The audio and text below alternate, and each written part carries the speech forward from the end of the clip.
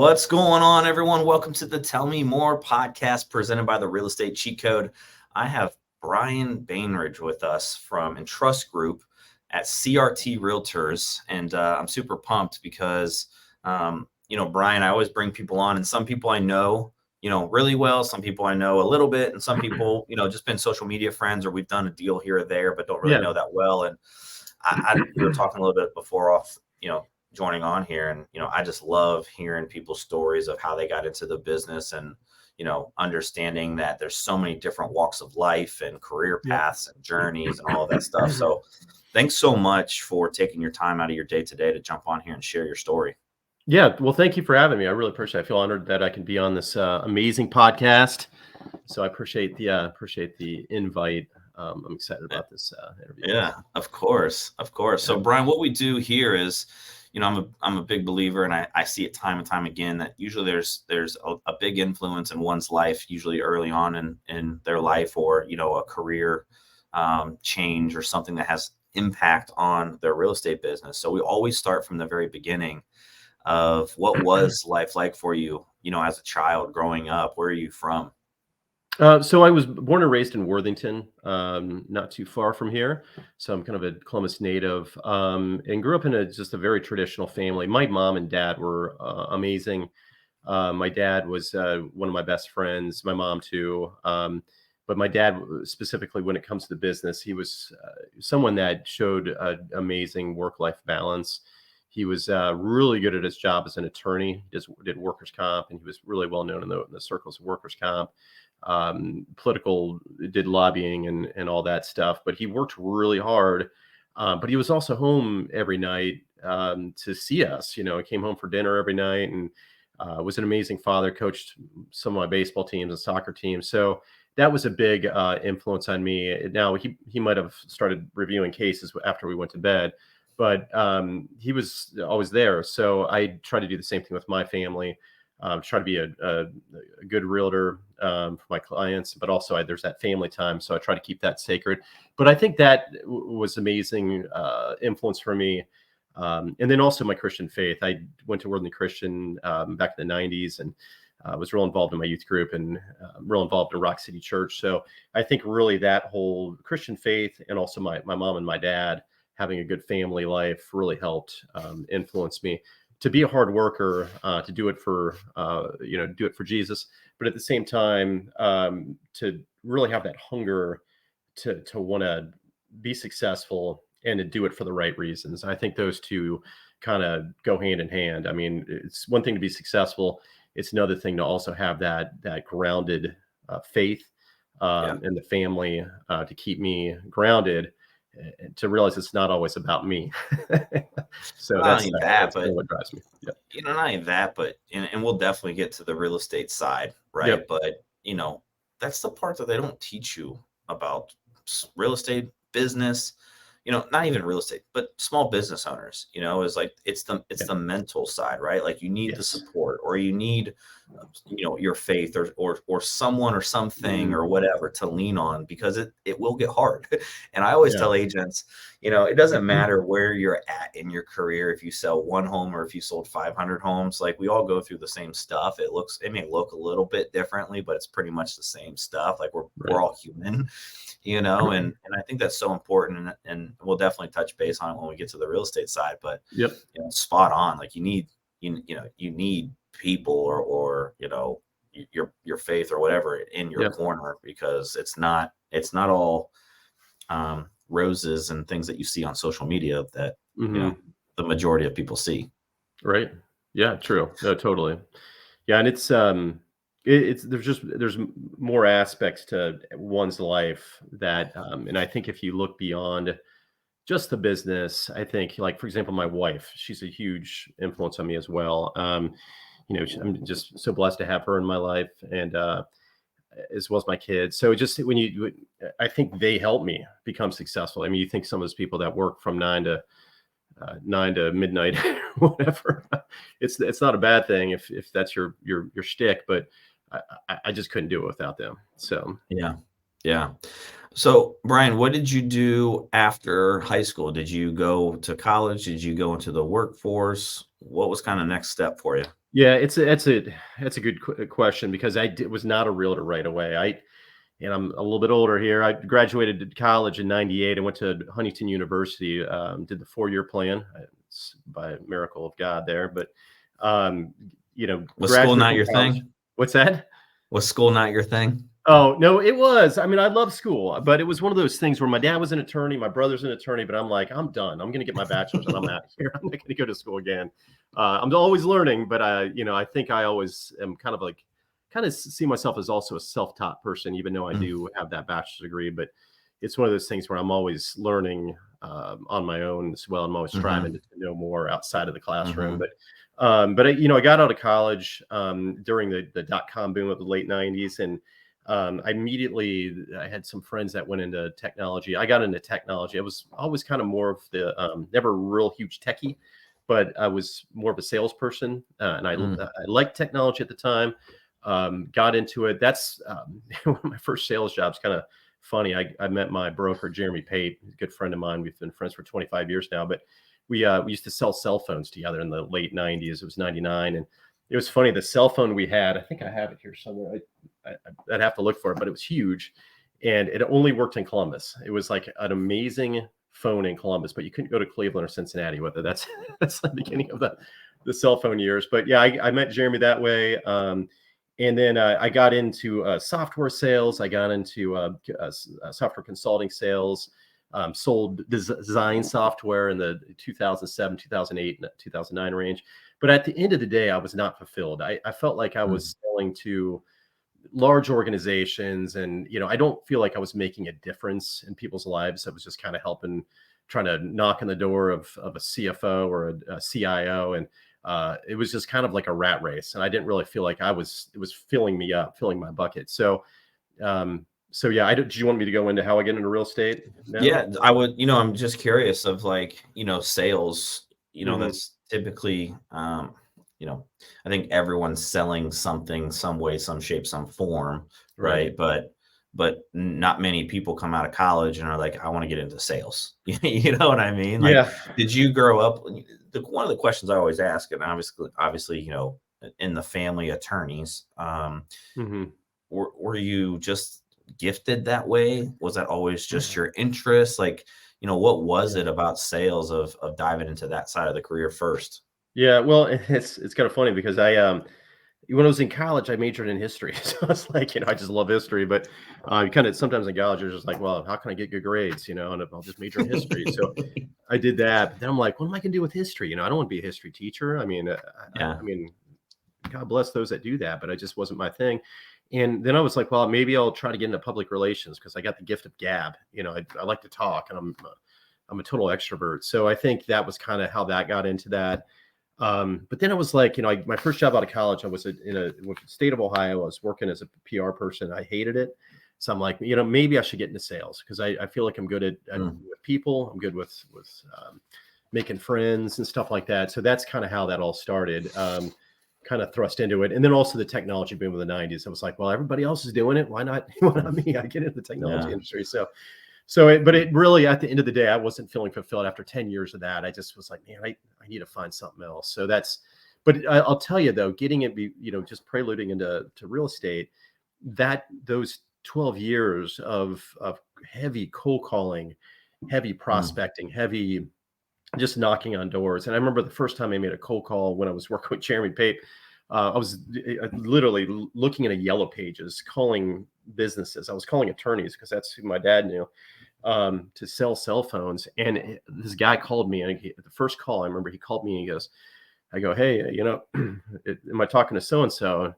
He's like, yeah, what do you need? I'm like, oh, I'm calling from Aerial Communications. He's like, oh man, another solicitor. So he called me a solicitor. I was like so offended. But I think that kind of led on, and this is kind of a good tip for anyone getting into sales or anyone that's kind of bashful at the cold calling side, or even just walking up to people and just introducing themselves. That's the name of the game, and I think you kind of have to have that tough skin, and that first negative thing that person said about me, and I've gotten hung up on so many times. I've gotten thrown out of buildings. I was just that heavy sales guy when I get out. Not everybody's like that, but you can't be afraid make that phone call. You can't be afraid to, if you're at a networking event, go talk to that person, or go to your neighbors and be like, hey man, how you doing? Get to know you. So you might not be an extreme extrovert, but definitely make that step, because that's how you're going to succeed in real estate, is by getting out there and telling people that you're a realtor. And I think that kind of helped me. So let me ask you this from the sales side. And I know obviously that has transitioned and made your life easier from a real estate agent standpoint, just because, you have that background and that skill set and that muscle memory of call cadence and tonality and speed of speech. And those are things that I kind of like talking about, because I built my business just internet leads and cold, So, but Brian, I'm curious of your approach, and this is what I coach a lot of new agents on. How did you handle actually going and having the conversations? Because I believe that the way you approach someone should be based off of who you are in your personality, not necessarily who they are in their personality. So I'm curious of your stance of do you agree or disagree? And maybe I can give you an example if that wasn't clear on what I'm trying to get across. Well, I think, you got to definitely be yourself. I mean, I think there's always that Dale Carnegie approach to winning friends and influencing people. I don't know if you ever haven't read that book. It's pretty old school, but it's a great book for sales. But definitely apply the kindness rule. But definitely apply the not judging rule.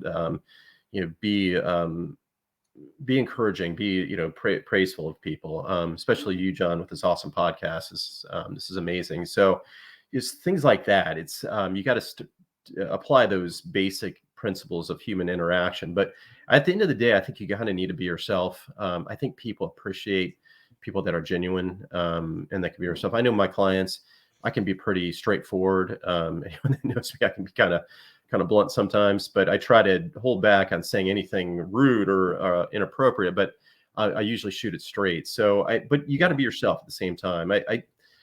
I also, mad respect for a lot of the females in our industry that have that, their approach is, I think, females tend to be a little bit more softer than guys when it comes to not being as brash sometimes. I'm not saying all the time, but I think everybody's got their approach on how they interact with people. Just definitely be yourself.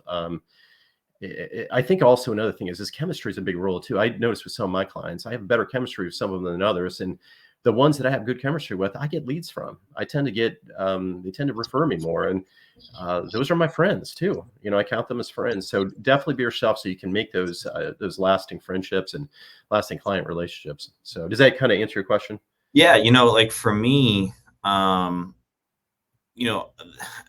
simple way I think when I explain to agents is prospect how you would want to be prospected, and communicate how they want to be communicated with.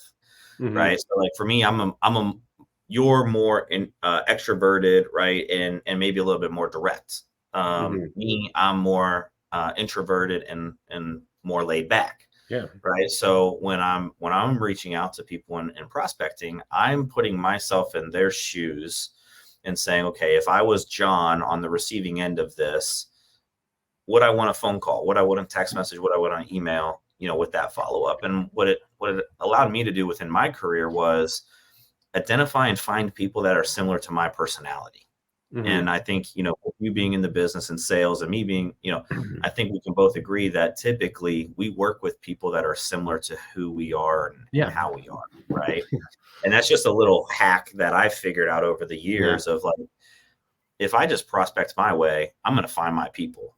And if I try to go a different direction, it's going to feel uncomfortable for me. And then I'm not going to do it, And that was a kind of like a game changer for me personally was that side of it was, okay, if I just think of myself in their shoes, would I want a phone call right now, No, I get it. Yeah, it makes sense. And I could definitely learn from one thing about life is I always like to learn from people based on their experience. We're all made up different. So I'd love to sit down and talk to you over coffee just about your approach because, more of an introvert, or I like to maybe call people like you ambivert. Maybe you're somewhere in the middle of extrovert and introvert.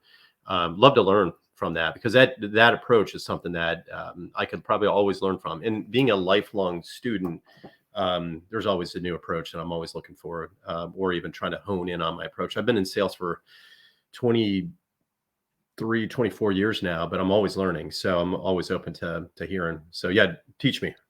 Well, it's just one of those things, right? And then communicate how they want to be communicated with, right? You'll Yeah. identify that some people would rather have a phone call versus a text, or a text versus Yeah. an email. And so, it's just one of those things. And, I was just curious, with you and in your career, that, you were, door to door, right? Yeah. Office to office, Office to call, office. Yeah. all different ways, Yeah. and obviously that has translated into the real estate career. Yeah, So and it's funny take me because up I to mean, that. just to tell you, I was at Chase. I remember one time when Chase was one of my clients, because I was in consulting sales. I literally would try to sneak into the building. Like somebody was saying, this He's is before standing they. outside waiting for someone to open the door. Yeah, exactly. And there's a south entrance at Chase. They don't do that anymore. They have like a security guard, but there was no security guard there. I'd sneak in, and then I'd go in and talk to VPs and directors over at Chase Polaris. But yeah, that's kind of funny. But yeah, I don't know where I was going with that, but yeah, it's I think there's different approaches, and I do appreciate that. So So lead me up to your real estate, the decision of switching careers, and, how did real estate come to mind, and what made you make that leap of faith? yeah, so I've always been just like most people get in real estate. They always love the concept of just houses and making houses beautiful. My dad we had a house at Buckeye Lake that he bought back in '96, and I was like, they were talking about renovating it, and I kind of got into that. I was about 20 at the time, and so really it really just kind of came from there. I've always kind of been interested in the real estate business. 2007, excuse me, 2007. I got my license. Didn't do much with it. It was kind of a bad time to get your license. When you look back, it was the Great Recession. It was a real estate recession. So I'm like, oh, wait a second, maybe I won't go into real estate. I got my license. Maybe I'll just kind of put sell here and there. So that's kind of what I did. I sold some of my dad's rental properties, and just did a deal here or there. I came to the fruition back in like 2010, 2011, where I was just hating my job. I hated Mm. what I had done. I was in probably my mid 30s then, and I was like, man, I really don't like what I'm doing right now. So I really fasted and prayed that one day I spent all day fasting. I'm not very good at fasting because I love food, but sometimes when I fast, I think about food all the time. But but this time I was pretty successful at it. But I sat there and prayed. I was real fervent about it, and I felt the calling to get into real estate. I know it sounds kind of cheesy, but I really felt the leading. God was like, hit me upside the head. It's like, well, dude, you got your real estate license. Why don't you do something with it? Yeah. So Yeah. that was the moment. I remember it was February. I forget the date. February 2011, 2012, one of those years. I think it might have been 2012. I got into real estate full time, and I was well. Actually, let me say that again. I got into real estate part time. I still had my day job, but I didn't have any kids at the time. So I was able to, and everybody's got their own journey here. And I totally appreciate that. But for me, I was able to kind of do my day job. I was working from home, and then I was able to also sell real estate. So I was able to kind of work double time. Yeah. And, I made six figures part time, doing that. And I figured, hey, it's about time I quit my day job. But Yeah. I just felt that nudge from the Lord to go into real estate, and I was immediately successful at it. So, You brought up a great point. Like some careers allow you to do real estate at the same yes. time, Yeah, that was nice. and that probably made that transition a little bit easier Mhm. for you, obviously, Yep. because you had that flexibility in your other job, in your other career to do that. So now Mhm. when you got in and really was like, okay, I'm gonna, get after it. How long was that transition period for you to say, okay, now I'm okay to step away from this job that's no longer serving me, to now, hey, I'm going to go all in on real Yeah. estate. Well, I did. It took me, for me, it was 3.5 years, but I think I was able to quit sooner. I think I just had that kind of safety net Mm, health insurance, and I wasn't married yet. So to my wife, I was dating her at the time, and I was just like, just kind of maybe saving up money, as much as money to get married, and have a little nest egg. But I think really, once I started getting my salary, and everybody's kind of got their own journey, but I think for me it was like once I hit that 6-figure mark, I was like, I think I'm good. I think I'm going to go into real estate. So that was kind of my impetus. Now, if there's a lot of, I know a lot of stay-at-home moms that are realtors. I know a lot of, there's a stay-at-home dad at CRT. You just got to make the time for it. I mean, I think there's a lot of people that just like don't want to work, and they're just like, yeah, I'm good with working the minimum. That's not going to get you there. You just gotta want it. You gotta have that fire in your belly, and that's kind of what I wanted to do. I was like, I had to be successful at something. I didn't want to be a failure. Maybe it was my dad.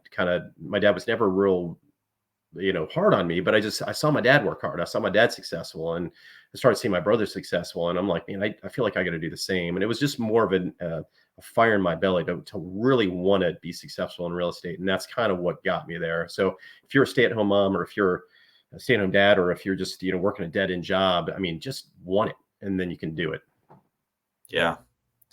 I always tell people, if you truly believe in yourself and your work ethic, Amen. and you have to have an honest conversation around that, right? Like, people will say, oh yeah, I can work. No, there's a difference, Mm-hmm. I always tell them you're going to be just fine in real estate. But if you are someone that is just, complacent and lazy, or, not motivated all of the time, it's not that you can't have success. It just may be up and down, right? It may come in spurts. I always try to have agents have the real, honest self conversation with themselves. Mm-hmm. Like me personally, even to this day, I'm still somewhat of a procrastinator on some things. Yeah. My wife could tell you that it's true of me.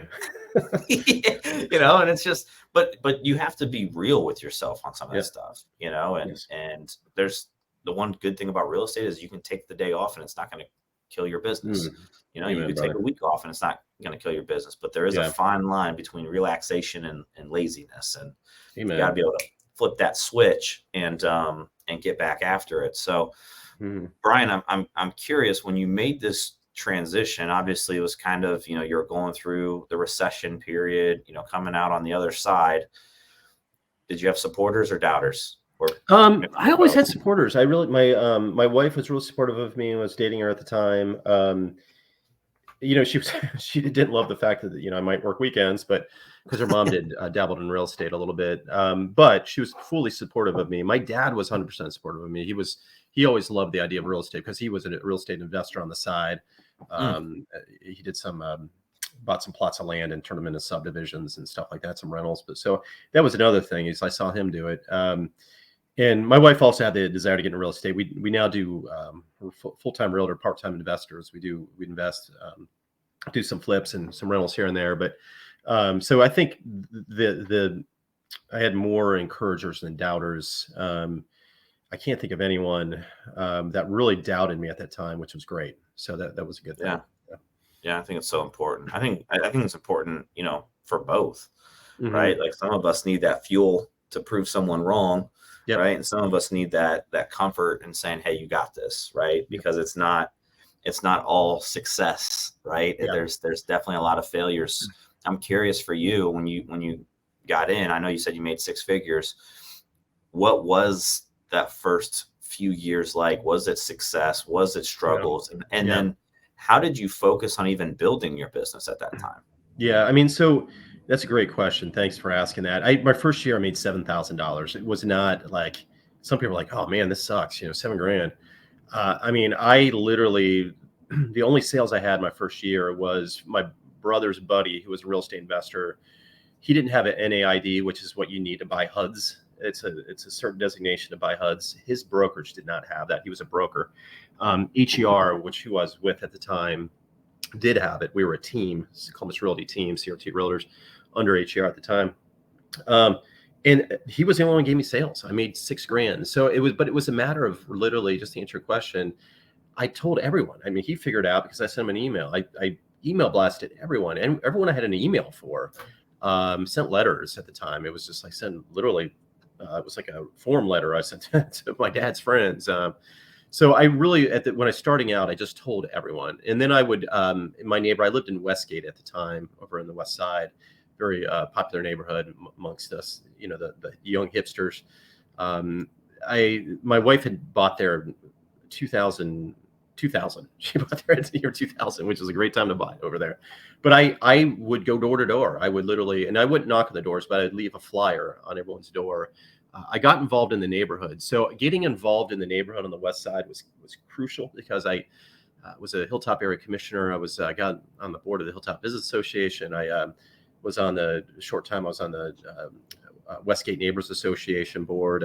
So I just got real involved, and I think by doing so, by really just tackling, letting everyone know as realtor, number one, and number two, getting involved in the community. Those two things kind of got me my first wave of success. And then now I still sell a lot over on the West Side. It's not the only place I sell. I got a listing come up in Westerville, but I still enjoy quite a bit of success over there.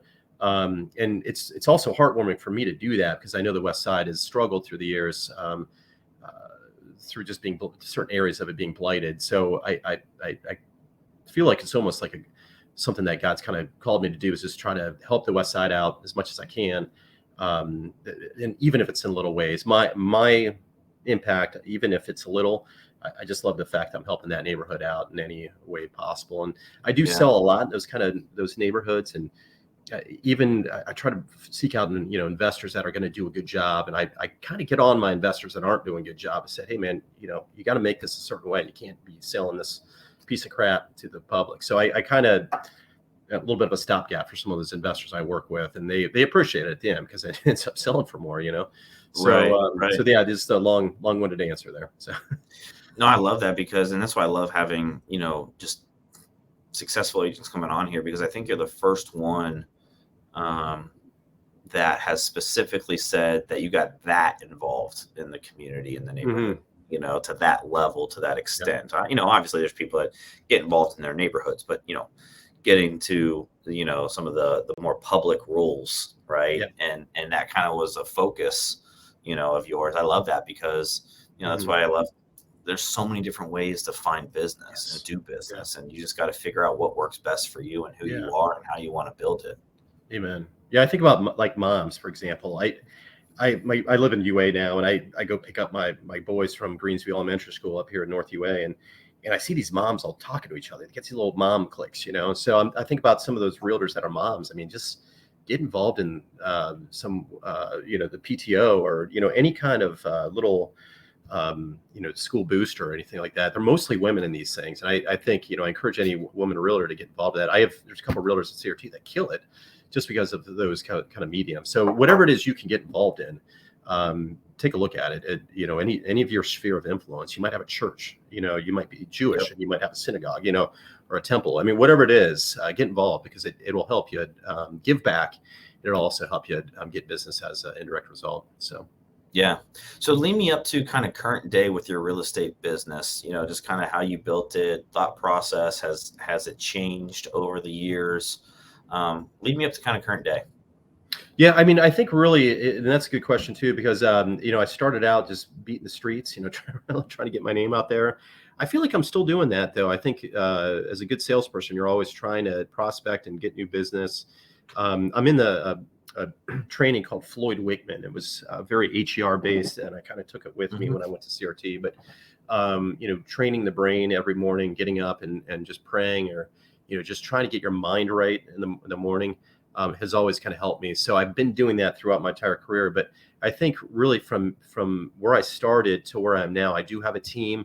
I'm able to kind of pass off some leads to some of my team members. But at the same time, I think that prospecting has always been there. I always found time for prospecting. Now, some parts of the year are easier than others for prospecting. But I think really from before, the prospecting has lessened because I'm getting more referrals. But I'm still doing those prospecting. So though I'm not going door to door like I did before, I am still doing as much networking as before, and I am still doing some prospecting. It's getting a little bit better because of the referrals, but I am still doing that prospecting. So I think really from inception till now, the prospecting is still in there. So don't feel like when you're successful, you're like, man, I've had a good year. This is great. I'm going to sit back and kick back. nope, don't do that. You Yeah. know, you got to keep on going because another Yeah. month is another month. You know, another year is another year. Yeah. And you mentioned a team, right? And Yeah. that's one way to create some leverage within the Yes. business is, bringing other people in to help out with just different aspects of the business, or even just saying, hey, go sell some real estate, right? Yep.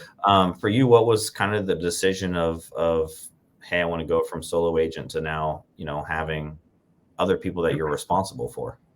So yeah, and being a little bit higher volume agent, I sold uh, quite a bit on the west side, and then I started going to Gahanna, and just and any agent can kind of understand that's seen some success. You're like, there's only so many arms and so much time that you can spend. I'm a little bit I'm a little hyper, if you haven't noticed, but so I want to reach as many people as I can. And so when I get a lead and I don't follow up with it, I kind of hard on myself. I'm like, damn it, why don't I get back to that person? So I found, that if I have a team, I can have a further reach. That is number one. Number two, and this is equally as important, if not more important, I do love to mentor people. Mm. It probably stems from my Christian faith, but I do like to help others kind of become successful. I do like to kind of take what I've learned and just kind of part it on someone else. And I love to do that with my kids, even though my kids sometimes don't listen. But like, yeah, whatever, Dad. But I do love to mentor. I do love to help just that new agent that's struggling, to say, hey, this is what I did. Hopefully that helps you out. So that's kind of where my team is.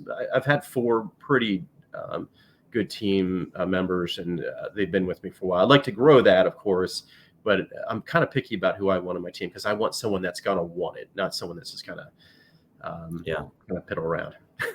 Yeah. And, So, even that, right? Like, yeah. there's no right way to build a team. You Mhm. can do it however you want. And the Yeah. philosophies are different depending on who you talk to. So, Mhm. I think the biggest thing is you do it your way, Mhm. and as long as you keep moving forward, that's what you want. Yeah. So, Yeah.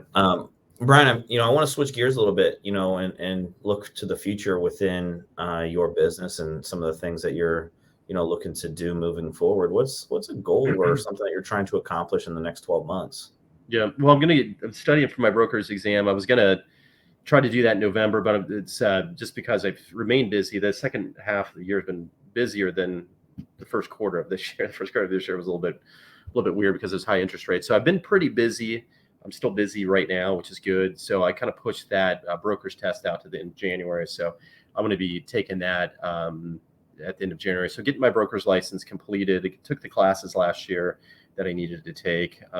So that's one of them. I'd also like to continue to increase my team, grow my team with just quality agents that want to be successul, that want to learn, and that kind of just have that the fire in their belly as well. So that's key. And I think also my wife and I would like to also kind of do more investing. Just I'm 47 right now. There's some, you get up to your 50s, you're like, well, I like to have some more passive income. so I'd like to Yeah. get more rentals. So that's another thing we'd like to do is get more rental properties and kind of and just I know this isn't part of the topic, but I also like to get quality rentals that give people a good quality place to live. I never want to see myself as a slumlord. And if you talk to any of my tenants, they could say that, I can be tough on them if they don't pay the rent, but I'm also very fair with them. And I also like to provide them with a nice place, not just a POS. So, so that's kind of another goal of mine the next 6 years or whatever. So I'm curious from the brokerage license standpoint. Is it just because you wanted to just continue to learn, or was it, just thinking future for what you're trying to accomplish, maybe next steps down the road? Because yeah. that's always an interesting topic to me, because I have no desire to go and get my brokerage license at all. And like some Okay. people are like, hey, that's what I want to do, So I'm just Yeah. curious of, your thought process around it. Yeah, and I don't know where it's going to lead me, but I think right now it's just that learning, that whole just being a Yeah. student. It was kind of funny.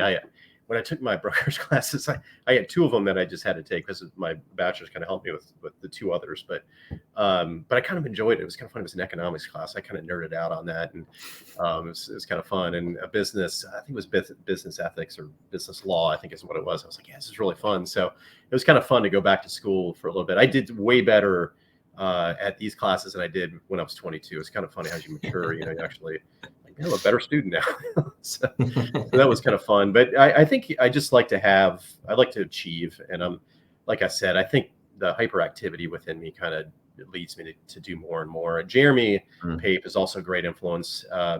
He's also, me and him are 2 peas in a pod. You think I'm hyper. He is, super, in a good way, super hyper and always achieving for more. And so he's been a great mentor on that too. I'm always seeing him just really enhancing the brokerage of CRT. And so that's just kind of what I want to do. If I can help that out, be associate broker and just kind of add to the awesomeness of our brokerage. That's kind of what I'd like to do. I've been with him ever since I started in 2007. I quit. I came back to him in 2012. And the reason why I quit, because it just wasn't the right time for me. But in 2012, I came right back, and I've been with him ever since. So I think just being able to be a part of something that's cool, something big.